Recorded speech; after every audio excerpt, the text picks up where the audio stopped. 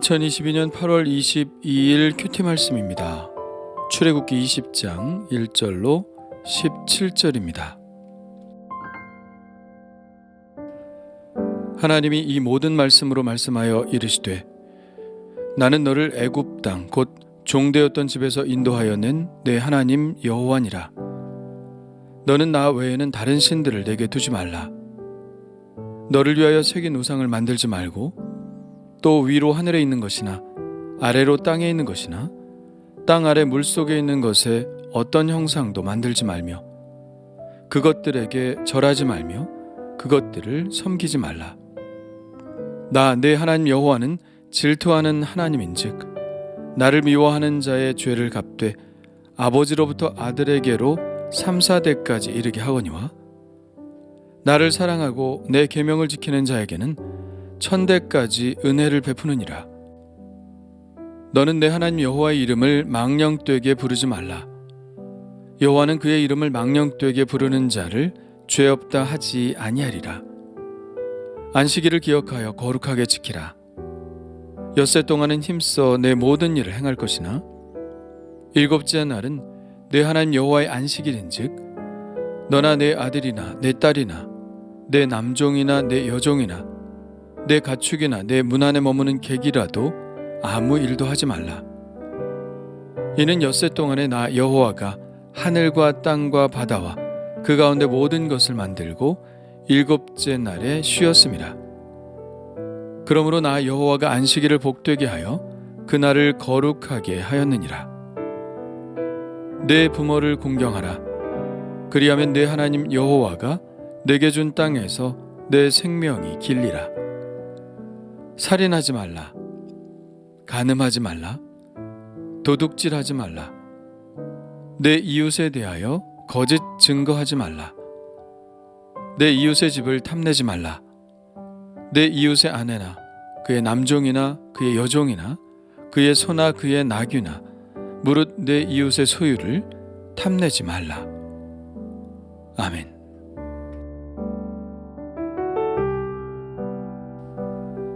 하나님은 당신에 대해서 다시 한번 이렇게 밝히십니다. 나는 너를 애굽 땅 종되었던 집에서 인도하여 낸 내 하나님 여호와니라. 이 말씀은 앞서 이스라엘과 언약을 체결할 것을 말씀하실 때 하셨던 말씀이죠. 이런 나와 언약을 맺으시겠냐고 물으시죠. 백성들은 그렇게 하겠다고 합니다. 그래서 하나님은 그 언약의 내용에 대해 말씀하시는데 그것이 바로 오늘 우리가 보고 있는 십계명입니다. 첫째는 너는 나 외에 다른 신들을 내게 두지 말라는 계명입니다. 이 계명은 이스라엘과 여호와 하나님과의 관계의 성격을 나타내는데요.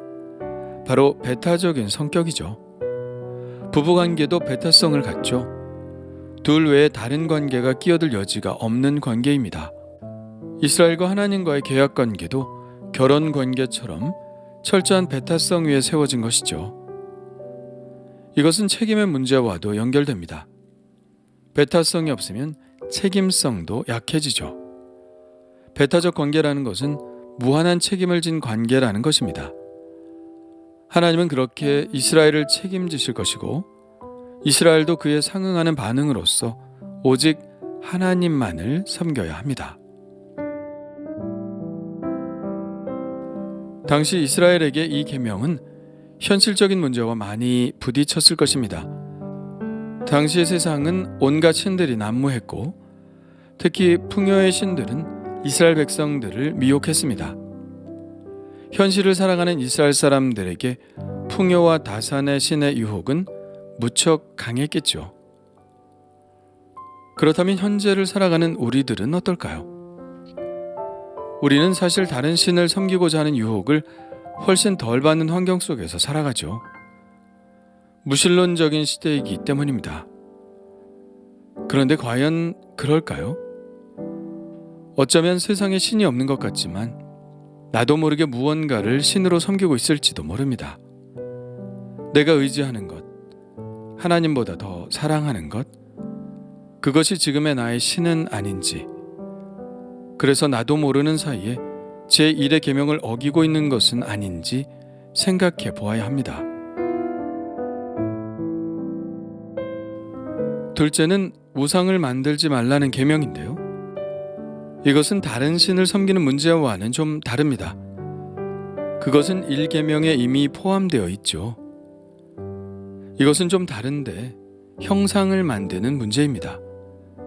하나님은 어떤 형상이든지 만들지 말라고 하십니다. 그것이 하나님의 형상이라도 말이죠. 하나님의 형상을 만드는 것이 무엇이 문제냐고 할 수 있겠지만 하나님을 어떤 피조적 형상에 가두는 것 자체가 죄입니다. 형상을 만든다는 것은 그것을 내가 좌지우지할 수 있게 만든다는 뜻입니다. 보이지 않는 하나님은 컨트롤할 수 없지만 보이는 형상이라면 얘기가 다르죠.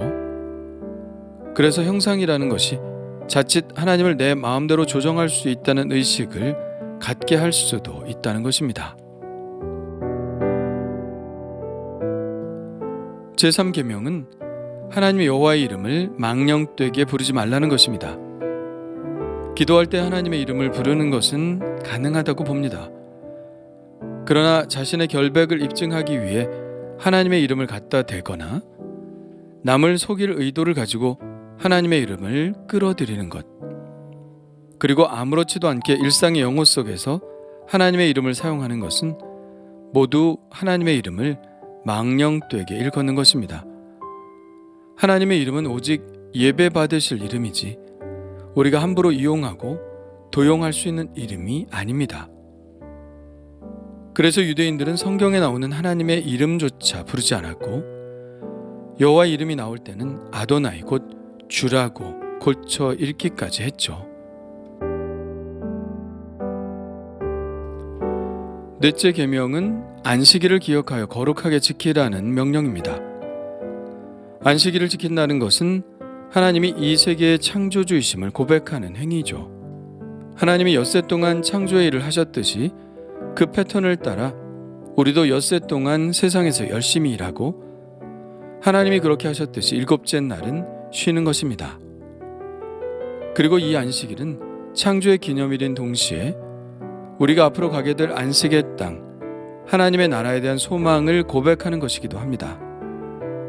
우리가 일상의 삶을 바쁘게 살아가지만 우리의 궁극적인 목적지는 이 세상이 아니라 영원한 하나님의 나라라는 것을 고백하는 것이죠. 다섯째 계명은 내 부모를 공경하라는 명령입니다. 네 번째 계명까지는 하나님과 나와의 관계를 규정짓는 계명이라면 다섯째 계명부터는 사람과 사람 사이의 관계에 대한 계명이죠. 부모를 공경하라는 계명은 하나님과의 관계와 사람과의 관계를 이어주는 가교와도 같은 계명입니다. 그러니까 우리가 부모님을 대할 때는 하나님 다음으로 높은 분으로 대해야 한다는 것을 의미하는 것이죠. 하나님을 섬기듯 부모를 공경해야 합니다. 하나님은 부모 공경에 대한 대가도 약속하시는데요. 생명이 길리라는 약속입니다. 그래서 이것이 약속이 있는 첫 계명이라고 하죠. 하나님께서 이렇게 상금까지 걸어놓고 지키라고 하신 이유는 분명하죠. 꼭 그렇게 해야 하기 때문입니다. 여섯째 계명은 살인하지 말라는 것입니다. 사람의 생명은 하나님께서 부여하신 권리이기 때문에 누구도 이 권리를 박탈할 수 없죠. 우리가 이 하나님의 권리를 박탈할 수 있다고 생각하는 것은 철저히 우리 교만에서 나오는 것입니다. 생명의 주인인 하나님을 인정하는 사람은 그 사람의 생명을 박탈할 수 없죠. 일곱째 계명은 간음하지 말라는 것입니다. 구약 성경의 간음은 본디 남편의 소유권을 침해하고 후손의 순수성을 위태롭게 하는 것을 의미합니다. 그러나 예수님은 이 간음의 죄를 더욱 확대시키셨죠. 여자를 보고 음욕을 품는 자는 이미 간음하였다고 말씀하고 계시죠. 여섯째 계명인 살인하지 말라는 계명도 마찬가지로 그 의미를 확대시키셨는데 형제를 미워하는 자도 이미 그 마음에 살인한 자라고 말씀하셨습니다. 여덟째 계명은 도둑질하지 말라는 것입니다. 이것은 남의 소유를 침해하는 것을 말하는데, 여섯째 계명 살인하지 말라는 것과 일곱째 계명 간음하지 말라는 것도 다 같은 선상에 있죠. 모두 남의 권리를 침해하는 행위를 하지 말라는 것입니다. 그리스도인들에게 이 명령은 오히려 돌이켜 선을 행하라는 명령으로 치환되고 있는데요. 에베소서에는 이렇게 말씀하고 있죠. 도둑질하는 자는 다시 도둑질하지 말고 돌이켜 가난한 자에게 구제할 수 있도록 자기 손으로 수고하여 선한 일을 하라. 빼앗는 것이 아니라 가난한 자들을 구제하는 것, 그것을 위해 더욱 열심히 일하는 것이 그리스도인들의 책임인 것입니다. 아홉 번째 계명은 내 이웃에 대하여 거짓 증거하지 말라는 것입니다. 이것은 법정의 용어인데요. 어떤 사람이 법정에서 누군가의 거짓 진술에 의해 억울하게 누명을 쓰게 된다면 그것은 단지 거짓말이 아니라 자칫 살인이 될 수도 있습니다. 그러나 법정에서의 거짓 진술뿐 아니라 일체의 거짓말을 금하는 것으로 이 계명을 해석하기도 하는데요. 그러나 하얀 거짓말과 검은 거짓말에 대해서는 여전히 논쟁적이죠. 어쨌든 나의 거짓 증언으로 누군가가 피해를 보게 된다면 하나님은 그 책임을 우리에게 물으실 것입니다. 열 번째 계명은 탐내지 말라는 것입니다. 그 항목들도 정해주고 계신데요. 내 이웃의 집을 탐내지 말라. 내 이웃의 아내나 그의 남종이나 그의 여종이나 그의 소나 그의 나귀나 무릇 내 이웃의 소유를 탐내지 말라. 여기서 처음에 나오는 집이란 건물을 말하는 것이 아니라 뒤에 나오는 가정에 속한 모든 것을 뜻합니다. 그러니까 다른 사람의 가정을 파괴할 만한 그 어떤 행위도 하지 말아야 한다는 것이죠. 사람과의 관계를 규정짓는 계명들은 살인하지 말라는 계명으로부터 시작해서 탐내지 말라는 계명으로 끝이 납니다.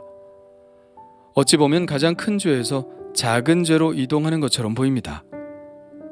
하지만 이것은 표면적인 것에서 내면적인 것으로 들어가고 있는 것입니다.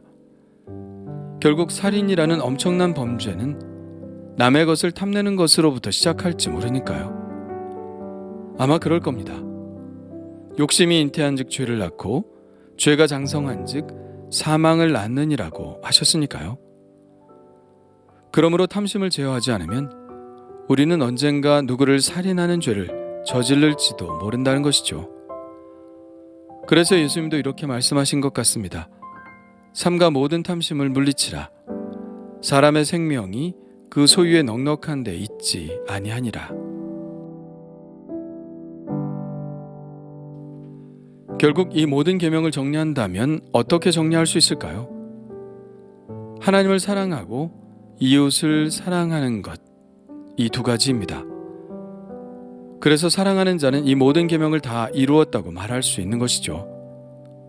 하나님을 사랑하고 이웃을 사랑하는 것은 우리 그리스도인들의 최종적인 목표입니다. 이것이 바로 성숙이고 거룩이죠.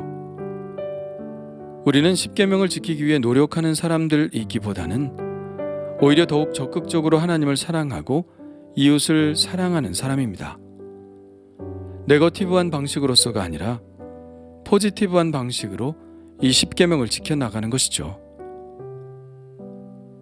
그렇다면 나는 이처럼 하나님을 뜨겁게 사랑하고 있나요?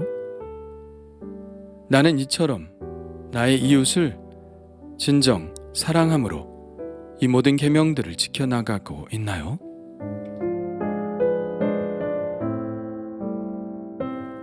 주님 감사합니다. 하나님의 백성으로서 살아가기 위해 필요한 계명들을 하나님께서 알려주시니 감사합니다. 우리는 구약시대의 유대인이 아니어도 지금 우리의 현실 속에서도 꼭 필요한 계명임을 알게 되었습니다.